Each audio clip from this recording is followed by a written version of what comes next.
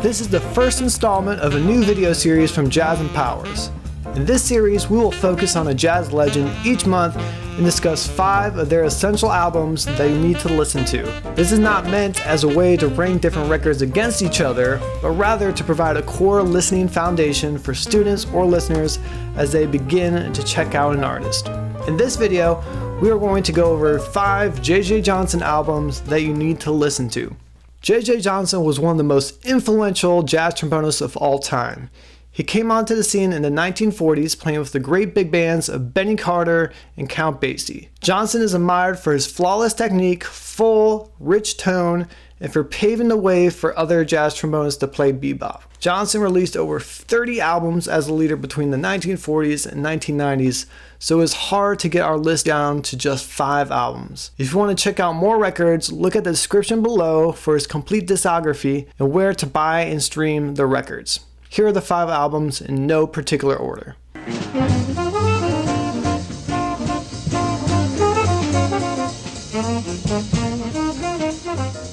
This album featured an all-star group headlined by Johnson and tenor saxophonist Stan Getz.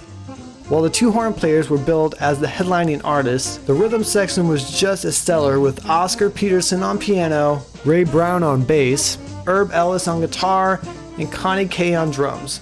This album was recorded in 2 live performances in 1957 in Chicago and Los Angeles. The live performances, elongated solos, and simple arrangements give the record the feel of a jam session.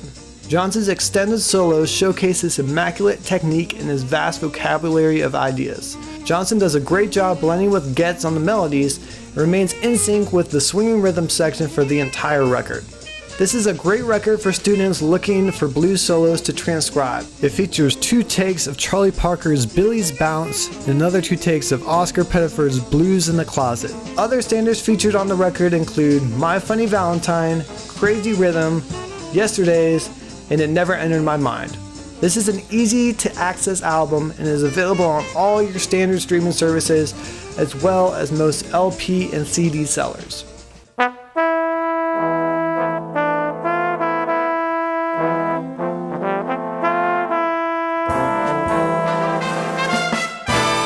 JJ is one of Johnson's big band albums, which showcases his incredible writing and arranging skills. Recorded in New York City in 1964, the album features an all-star band with the likes of Clark Terry, Thad Jones, Oliver Nelson, Hank Jones, Jimmy Cleveland, and others filling out the ensemble.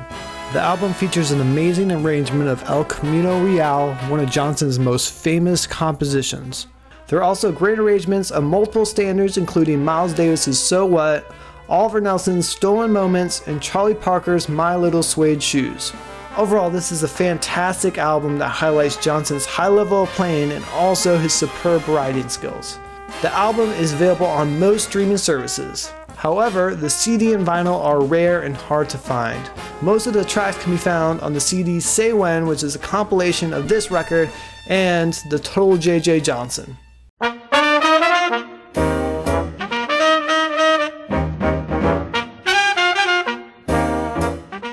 This sextet album, recorded in 1960, featured an all-star band of Freddie Hubbard on trumpet, Clifford Jordan on tenor sax, Cedar Walton on piano, Arthur Harper on bass, and Albert Tootie Heath on drums. The studio recorded album features all original compositions except for Dizzy Gillespie's Blue and Boogie. Some notable Johnson originals featured on the record are In Walked Horace, Fatback, and Turnpike. The highlights of this record are Johnson's colorful arrangements, his energetic solos, and the playing by the band. This album is available on most streaming sites. Used copies of the CD and LP are relatively easy to find.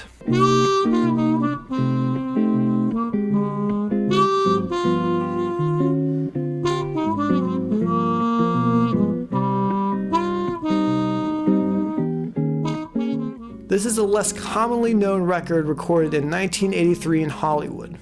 The album is a studio collaboration between JJ Johnson and guitar legend Joe Pass. Even though most of the tracks are standards, the rare duo instrumentation of trombone and guitar gives the album a fresh sound. The lush tones of Johnson's trombone and Pass's guitar complement each other perfectly. They are in sync with each other throughout the entire record, and Johnson plays simple yet tasteful accompaniment to pass during his guitar solos. The amount of standards, lack of burning tempos, and the clarity of only having 2 instruments makes this a great record to transcribe from for students of all ability levels. Unfortunately, this record is out of print and is not available on most streaming services. However, you can order a used CD from different retailers online or listen to the record, which is available on YouTube.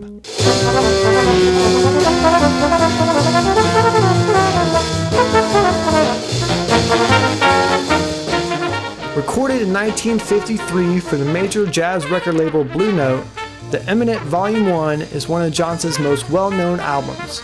The sextet on the record features another all-star band of Clifford Brown on trumpet, Jimmy Heath on sax, Percy Heath on bass, John Lewis on piano, and Kenny Clark on drums. The album features a variety of standards outside of Johnson's original Turnpike. Johnson's solo on Turnpike was groundbreaking at the time.